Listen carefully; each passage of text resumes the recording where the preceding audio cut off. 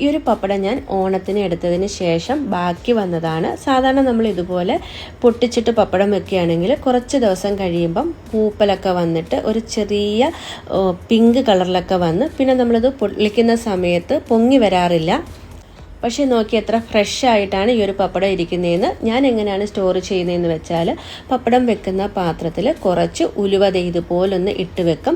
ഇങ്ങനെ വെക്കുകയാണെങ്കിൽ എത്ര നാൾ കഴിഞ്ഞാലും നമ്മുടെ പപ്പടം ചീത്തയായി പോകത്തില്ല കേട്ടോ. ഇതുപോലെ ആ ഒരു പാത്രത്തിൽ കുറച്ച് ഉലുവ ഇട്ടിട്ട് അടച്ച് ഫ്രിഡ്ജിലാണ് ഞാൻ വെക്കാറുള്ളത്. ഈ ഒരു രീതിയിൽ സ്റ്റോർ ചെയ്യുവാണെങ്കിൽ എത്ര കാലം കഴിഞ്ഞ് നമ്മൾ പപ്പടം എടുത്ത് പൊള്ളിച്ചാലും നല്ല പോലെ തന്നെ പൊങ്ങി വരും.